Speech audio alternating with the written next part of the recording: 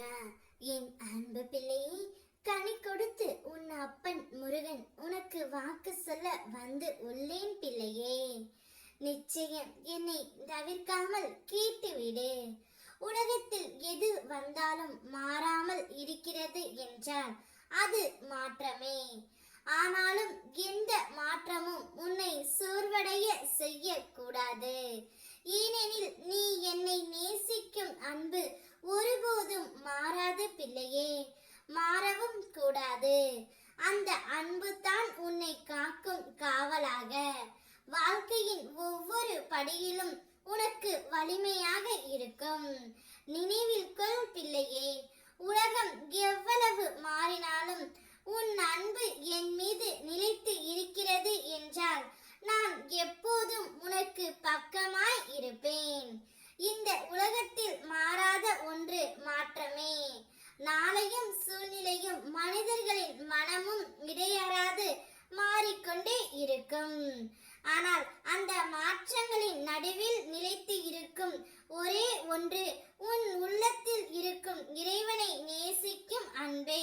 நேசிக்கும் அன்பு தான் உன்னை பாதுகாத்து வழி நடத்தும் சரியாக இருக்கும். எந்த ஒரு புயலும் வந்தாலும் அந்த ஒளி அணையாது. அதுதான் உன்னுடைய வாழ்க்கையின் உண்மையான வலிமை பிள்ளையே. என்னை நினைத்திருக்கும் உன்னுடைய மனதில் எப்போதும் நான் இருப்பேன். உன் இதயத்தின் ஆழத்தில் நான் எப்போதும் இருந்து கொண்டு இருக்கின்றேன்.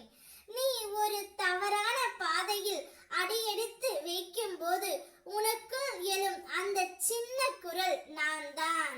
அது உன்னை நிச்சயம் விழிப்பூட்டும் என்னுடைய அருளால். மனிதனாக பிறந்த நீ சில சமயம் தடுமாறினாலும் கவலைப்படாதே.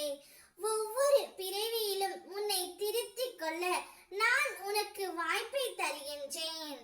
ஏனெனில் நீ என்னுடைய பிள்ளை. உன் ஆத்மாவை ஆதாரமாக கொண்டு வாழ்ந்தால் நான் உன் உள்ளத்தில் வெளிப்படையாகவே ஒளிர்வேன். நீ எடுக்கும் ஒவ்வொரு சத்தியமான செயலிலும் என் அருள் உனக்கு துணையாக இருக்கும் என்பதை மறந்து விடாதே பிள்ளையே. உலகம் 1000 சொல்லட்டும், அவர்கள் சொல்வது உனக்கு தடையாகாது. நீ உனது பாதையை நேர்மையோடும் முயற்சியோடும் நடந்தால் அதற்கான பலன் உனக்கு தாமதமின்றி வந்து சேரும்.